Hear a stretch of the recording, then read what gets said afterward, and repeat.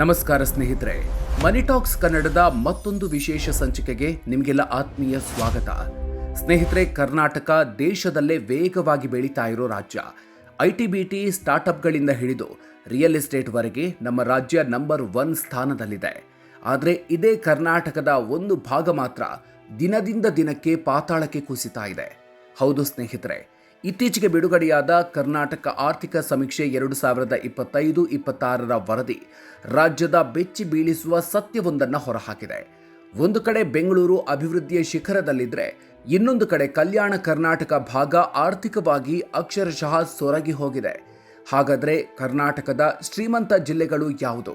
ಅತಿ ಬಡ ಜಿಲ್ಲೆಗಳು ಯಾವುವು? ಎಐಸಿಸಿ ಅಧ್ಯಕ್ಷ ಮಲ್ಲಿಕಾರ್ಜುನ ಖರ್ಗೆ, ಸಚಿವ ಪ್ರಿಯಾಂಕ್ ಖರ್ಗೆ ಪ್ರತಿನಿಧಿಸುವ ಕಲಬುರಗಿ ಜಿಲ್ಲೆಯ ತಲಾ ಆದಾಯ ಕುಸಿಯಲು ಕಾರಣ ಏನು? ಕಲ್ಯಾಣ ಕರ್ನಾಟಕ ಅಭಿವೃದ್ಧಿಗೆ ಸಾವಿರಾರು ಕೋಟಿ ಸುರಿತಾ ಇದ್ರು, ಆ ಭಾಗ ಇನ್ನೂ ಹಿಂದುಳಿದಿರೋದ್ಯಾಕೆ? ಇಂದಿನ ವಿಡಿಯೋದಲ್ಲಿ ಈ ರಿಪೋರ್ಟ್ನ ಕಂಪ್ಲೀಟ್ ಡೀಟೇಲ್ಸ್ ನೋಡೋಣ. ಅದಕ್ಕೂ ಮೊದಲು ನೀವಿನ್ನೂ ನಮ್ಮ ಮನಿ ಟಾಕ್ಸ್ ಕನ್ನಡ ಯೂಟ್ಯೂಬ್ ಚಾನಲ್ಗೆ ಸಬ್ಸ್ಕ್ರೈಬ್ ಆಗಿಲ್ಲ ಅಂದರೆ ಈಗಲೇ ಸಬ್ಸ್ಕ್ರೈಬ್ ಆಗಿ, ಹಾಗೆ ಬೆಲ್ ಐಕಾನ್ ಪ್ರೆಸ್ ಮಾಡಿ. ನಂಬರ್ 1 ಸ್ಥಾನದಲ್ಲಿ ಬೆಂಗಳೂರು, ಪಾತಾಳಕ್ಕೆ ಕುಸಿದ ಕಲಬುರಗಿ. ಸ್ನೇಹಿತರೆ, 2025-26ನೇ ಸಾಲಿನ ಆರ್ಥಿಕ ಸಮೀಕ್ಷೆಯ ಪ್ರಕಾರ ಕರ್ನಾಟಕದ ಒಟ್ಟು ತಲಾ ಆದಾಯ ಅಂದರೆ ಪರ್ ಕ್ಯಾಪಿಟಾ ಇನ್ಕಮ್ 4,33,326 ರೂಪಾಯಿಗಳಿಗೆ ಏರಿಕೆಯಾಗಿದೆ. ಇದು ರಾಷ್ಟ್ರೀಯ ಸರಾಸರಿಗಿಂತ 97% ಹೆಚ್ಚು. ಅಂದರೆ ಕರ್ನಾಟಕ ಆರ್ಥಿಕವಾಗಿ ದೇಶದಲ್ಲೇ ಬಲಿಷ್ಠವಾಗಿದೆ. ಆದರೆ ಜಿಲ್ಲಾವಾರು ಲೆಕ್ಕ ಹಾಕಿದಾಗ ಪ್ರಾದೇಶಿಕ ಅಸಮಾನತೆಯ ಅಸಲಿ ಮುಖವಾಡ ಕಳಚಿ ಬೀಳ್ತಿದೆ. ರಾಜ್ಯದ ಅತಿ ಶ್ರೀಮಂತ ಜಿಲ್ಲೆಗಳ ಪಟ್ಟಿಯಲ್ಲಿ ಬೆಂಗಳೂರು ನಗರ 8,55,960 ರೂಪಾಯಿಯೊಂದಿಗೆ ಮೊದಲ ಸ್ಥಾನದಲ್ಲಿದೆ. ಅಂದರೆ ರಾಜಧಾನಿಯ ತಲಾ ಆದಾಯ ಬರೋಬ್ಬರಿ 8,56,000 ರೂಪಾಯಿ. ದಕ್ಷಿಣ ಕನ್ನಡ 2ನೇ ಸ್ಥಾನದಲ್ಲಿದ್ದು 6,26,000 ರೂಪಾಯಿ ತಲಾ ಆದಾಯ ಹೊಂದಿದೆ. ಉಡುಪಿ 6 ಲಕ್ಷ ರೂಪಾಯಿಗಳೊಂದಿಗೆ 3ನೇ ಸ್ಥಾನದಲ್ಲಿದೆ. ಚಿಕ್ಕಮಗಳೂರು ಮತ್ತು ಶಿವಮೊಗ್ಗ ಕೂಡ ಟಾಪ್ 5ರೊಳಗೆ ಸ್ಥಾನ ಪಡೆದಿದೆ. ಆದರೆ ಇದೇ ಪಟ್ಟಿಯ ಕೊನೆಯ ಸ್ಥಾನ ನೋಡಿದರೆ ನಿಜಕ್ಕೂ ಬೇಸರವಾಗುತ್ತೆ. ಹೌದು, ಕಲ್ಯಾಣ ಕರ್ನಾಟಕದ ಬಹುತೇಕ ಜಿಲ್ಲೆಗಳು ಆರ್ಥಿಕವಾಗಿ ತೀರಾ ಹಿಂದುಳಿದಿವೆ. ರಾಜ್ಯದಲ್ಲೇ ಅತಿ ಕಡಿಮೆ ತಲಾ ಆದಾಯ ಹೊಂದಿರುವ ಜಿಲ್ಲೆಯಾಗಿ ಕಲಬುರಗಿ 31ನೇ ಸ್ಥಾನಕ್ಕೆ ಕುಸಿದಿದ್ದು ಕೇವಲ 1.44 ಲಕ್ಷ ರೂಪಾಯಿ ತಲಾ ಆದಾಯ ಹೊಂದಿದೆ. ಇದರ ಜೊತೆಗೆ ಯಾದಗಿರಿ, ರಾಯಚೂರು, ಕೊಪ್ಪಳ, ಬೀದರ್ ಮತ್ತು ವಿಜಯನಗರ ಜಿಲ್ಲೆಗಳು ಕೂಡ ಕೊನೆಯ 8 ಸ್ಥಾನಗಳಲ್ಲಿವೆ. ಅಂದರೆ ರಾಜ್ಯದ ಒಟ್ಟು 31 ಜಿಲ್ಲೆಗಳಲ್ಲಿ ಕೊನೆಯ 8 ಸ್ಥಾನಗಳಲ್ಲಿರುವ 6 ಜಿಲ್ಲೆಗಳು ಕಲ್ಯಾಣ ಕರ್ನಾಟಕ ಅಂದರೆ ಹೈದರಾಬಾದ್ ಕರ್ನಾಟಕ ಭಾಗದ್ದೇ ಆಗಿವೆ. ಮೈನಸ್ ಪ್ರಗತಿ ಕಂಡ ಏಕೈಕ ಜಿಲ್ಲೆ ಕಲಬುರಗಿ.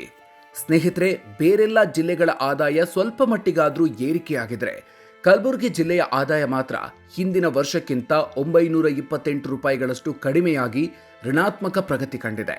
ರಾಜ್ಯದಲ್ಲಿ ಮೈನಸ್ ಪ್ರಗತಿ ಕಂಡ ಏಕೈಕ ಜಿಲ್ಲೆ ಅನ್ನೋ ಅಪಖ್ಯಾತಿಗೆ ಕಲಬುರಗಿ ಗುರಿಯಾಗಿದೆ. ಒಂದು ಕಡೆ ಎಐಸಿಸಿ ಅಧ್ಯಕ್ಷ ಮಲ್ಲಿಕಾರ್ಜುನ ಖರ್ಗೆ, ಸಚಿವ ಪ್ರಿಯಾಂಕ್ ಖರ್ಗೆ ಅವರಂತ ಘಟಾನುಘಟಿ ನಾಯಕರು ಇದೇ ಜಿಲ್ಲೆಯನ್ನ ಪ್ರತಿನಿಧಿಸ್ತಾ ಇದ್ದಾರೆ. ಅಭಿವೃದ್ಧಿಗಾಗಿ ಸಂವಿಧಾನದ 371(j) ಅಡಿ ವಿಶೇಷ ಸ್ಥಾನಮಾನ, ಸಾವಿರಾರು ಕೋಟಿ ಅನುದಾನ ಸಿಗ್ತಿದೆ. ಆದ್ರೂ ಕಲಬುರಗಿ ಆರ್ಥಿಕವಾಗಿ ಭಾರಿ ಹಿಂದುಳಿದಿದೆ. ಉತ್ತರ ಕರ್ನಾಟಕ ಹಿಂದುಳಿದಿರೋದ್ಯಾಕೆ? ತಜ್ಞರು ಹೇಳೋದೇನು? ಬೆಂಗಳೂರು ಮತ್ತು ದಕ್ಷಿಣ ಕರ್ನಾಟಕದ ಜಿಲ್ಲೆಗಳಿಗೆ ಹೋಲಿಸಿದರೆ ಕಲ್ಯಾಣ ಕರ್ನಾಟಕದಲ್ಲಿ ದೊಡ್ಡ ಮಟ್ಟದ ಕೈಗಾರಿಕೆಗಳು, ಐಟಿ ಕಂಪನಿಗಳು ಇಲ್ಲ. ಇಲ್ಲಿನ ಜನರ ಆದಾಯ ಸಂಪೂರ್ಣವಾಗಿ ಕೃಷಿಯ ಮೇಲೆ ನಿಂತಿದೆ.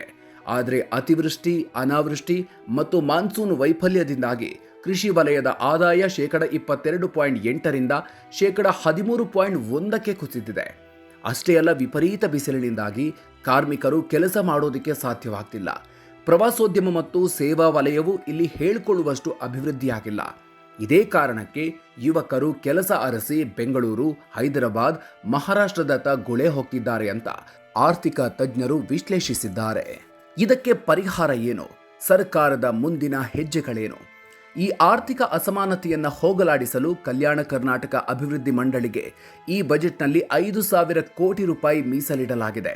ಜೊತೆಗೆ ಕರ್ನಾಟಕ ಸ್ಟಾರ್ಟ್ಅಪ್ ಪಾಲಿಸಿ 2025-30 ಅಡಿಯಲ್ಲಿ ಬೆಂಗಳೂರು ಹೊರತುಪಡಿಸಿ ಬೇರೆ ಜಿಲ್ಲೆಗಳಲ್ಲಿ 10,000 ಹೊಸ ಸ್ಟಾರ್ಟ್ಅಪ್ಗಳನ್ನು ತೆರೆಯಲು ಸರ್ಕಾರ ಯೋಜನೆ ರೂಪಿಸಿದೆ.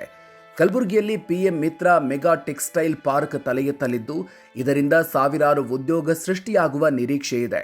ಆದರೆ ಈ ಯೋಜನೆಗಳೆಲ್ಲ ಕಾಗದದ ಮೇಲಷ್ಟೇ ಉಳಿಯದೆ ಶೀಘ್ರವಾಗಿ ಜಾರಿಯಾದರೆ ಮಾತ್ರ ಈ ಭಾಗದ ಅಭಿವೃದ್ಧಿ ಸಾಧ್ಯವಾಗಲಿದೆ. ಸ್ನೇಹಿತರೆ, ಕಲ್ಯಾಣ ಕರ್ನಾಟಕ ಭಾಗ ಹೀಗೆ ಆರ್ಥಿಕವಾಗಿ ಹಿಂದುಳಿಯಲು ರಾಜಕಾರಣಿಗಳ ನಿರ್ಲಕ್ಷ್ಯ ಕಾರಣವಾ ಅಥವಾ ಭೌಗೋಳಿಕ ಪರಿಸ್ಥಿತಿ ಕಾರಣವಾ? ಬೆಂಗಳೂರಿನಷ್ಟೇ ಇತರ ಜಿಲ್ಲೆಗಳು ಬೆಳೆಯಲು ಸರ್ಕಾರ ಏನ್ ಮಾಡಬೇಕು?